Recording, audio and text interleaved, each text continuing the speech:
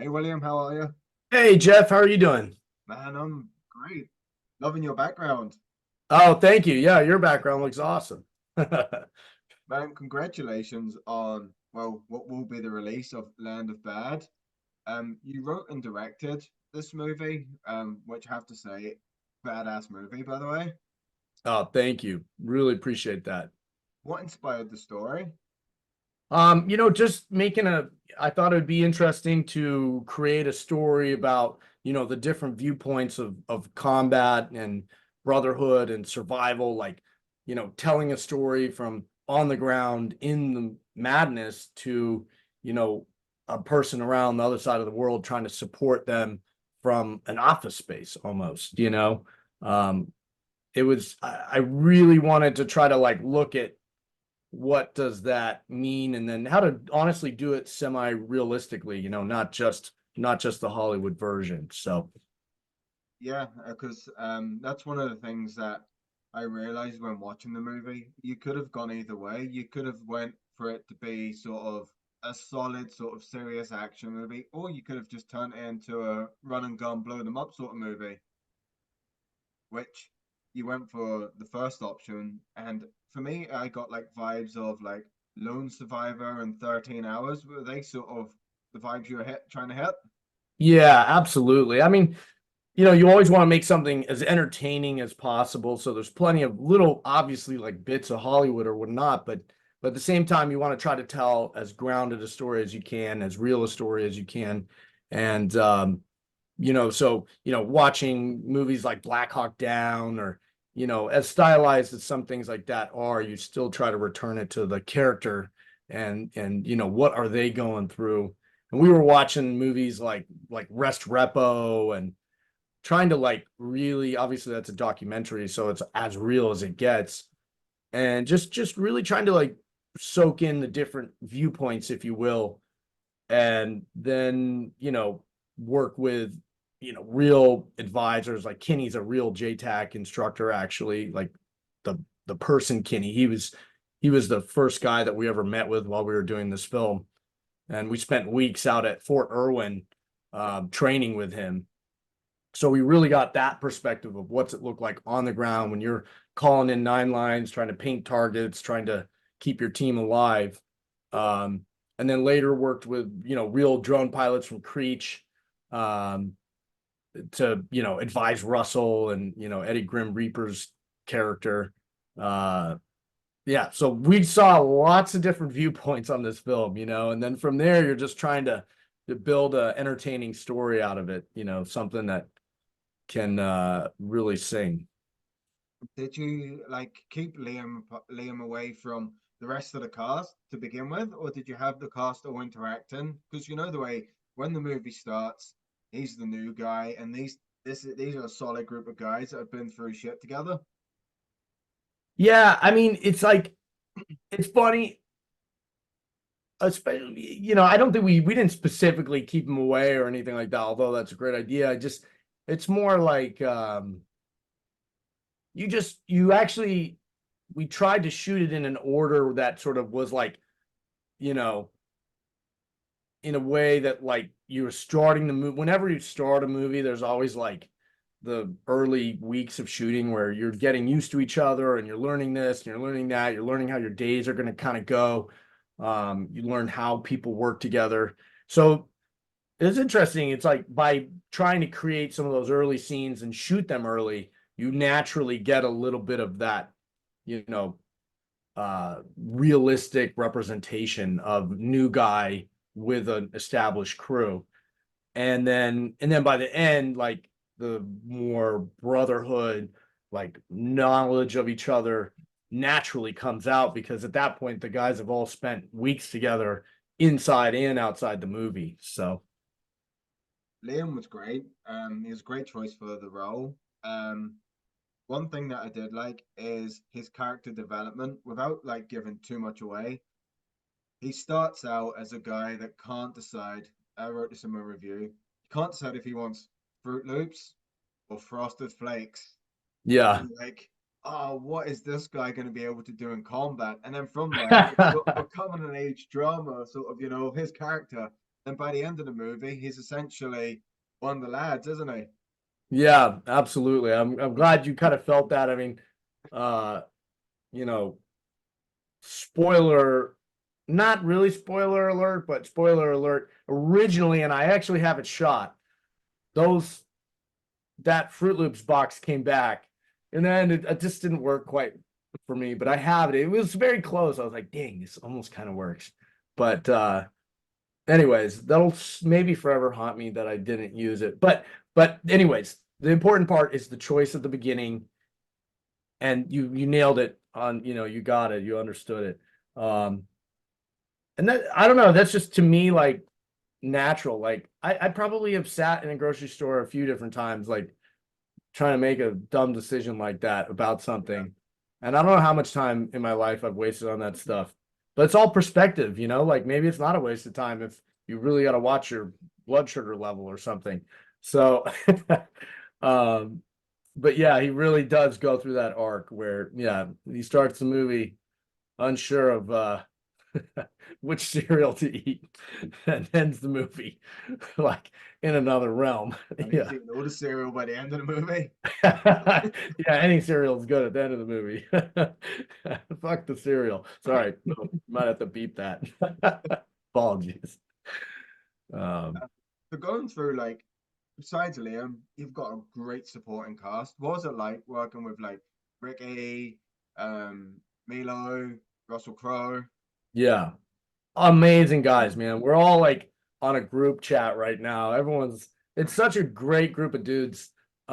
Everybody's on a group chat. Like everyone's always sending funny pictures to each other still right now. So it's like it's just such a camaraderie. Like these guys really uh lived the roles and then really created them in that regard. These guys are such good dudes and they all work so incredibly hard. Milo and Ricky are just like they never quit. Liam just always pushes it so hard. And Russell is just an absolute legend. He like you would get some performances, you're like, oh my God, it's amazing. And I'd be like, Russell, it's great. All right, I think we're gonna move on. He'd be like, Will, please, please, two more takes, and I promise it'll be 15% better. And I feel like, okay, let's go. But yeah, he just never like, no matter how it was already amazing, and now he wants to do more. I'm like, uh he's just so dedicated to his craft, and he's such a renaissance man who just knows so much about everything from books and music to like you could just talk with him for hours and like there's so many amazing stories he has to tell or just bits of knowledge that he has about all crafts of art and riding horses and it's just he's such a amazing human being that we are very very lucky to have him on our set.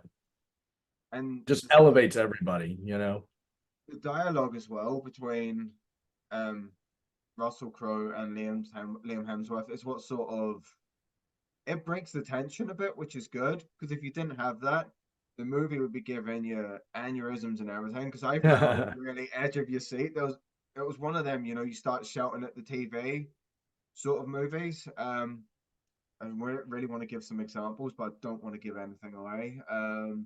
The dog scene. You remember when the dog sort Yeah, of right. yeah, that was one of them. Yeah, That had me yeah. sweating a bit. Yeah, dude, just trying to create, you always want to create great tension, and great situations. And yeah, thank God that dog was a great actor. I had a lot of pressure from the producers that day saying, all right, if the dog doesn't work, we got to just abandon it. And, I'm like, let's give the dog a chance. And the dog was amazing. Yeah, the dog was unbelievable. The dog So, sold it. what's that? The dog sold it. He needs an Yeah, award. absolutely. Dog of the Absolutely. year. Yeah, that Um, was let's awesome. let's quickly talk explosions because you blow a lot of shit up. That was practical, wasn't it? Everything was Lots of practical. practical stuff. Yeah, we had an amazing special effects guy. And we started the movie and we started blowing some stuff up and he had like a test day where he blew some stuff up for us. And I swear to God, that test day, those were the smallest explosions we ever saw. And as the movie went on, It didn't matter what was happening. The explosions just kept getting bigger. And I was like, what? I swear to God, like that explosion just was bigger than that one. And that was like from a bomb from a plane. And this one's from like a freaking, and this guy was crazy, man. He just kept, I mean, it was literally like from Tropic Thunder, you know, what's his name? Just had the beepers and he was like, let's go. You know, it was like, all right, I was like, okay, you know, we're gonna send an RPG over that way. He's like, all right, I got you. What is it? We're almost near the end here. Gotta probably be a big explosion, right? I was like, well, yeah, but I mean, it's from an RPG, you know. And he's like, okay, bomb. I was like, oh my God. No, he made some huge explosions. So we had, uh, you know, what a dude. We were very lucky with the crew that we had working with us in Australia. Everyone worked so hard, and yeah, Julian was his name. Man, this guy blew some stuff up. That is for sure. Yeah, I think in my review I also wrote there's enough explosions to impress Michael Bay. Yeah, getting up there, getting up there. That was I loved them. It really added to the, especially the end, which I'm not giving away, but you know, you directed the movie, so you know a bit I'm on about. Yeah, no, thank you. Appreciate that. Thank you. I also want to say as well, for people that are expecting this to be like one of them sort of let's run in like we're the Expendables or some shit, you really um put these guys through hell. Like no one is safe, are they? No, yeah, not at all. Like, you know, it's just you're always trying to create a narrative that you know, just when you think you're safe, you're not, you know, and you really just trying to keep the movie going at like 100 miles an hour and only breathing when it's necessary. But you know, these guys were champions. Like we also like just while shooting had so many crazy environmental things that were happening that would affect while we were shooting, you know. Um, so we got, you know, we had crazy rainstorms and monsoon things happening in Australia while we were there, but yeah, we came out of it alive and and it told a good story. So Um, Without giving spoilers away again, would you ever consider doing maybe like a sequel, prequel? who knows? I mean, if people ask for it, it's always on the table. I've never said no to any of my films, but at the same time, you know, you're constantly just you just uh you cross those bridges when you get there, you know.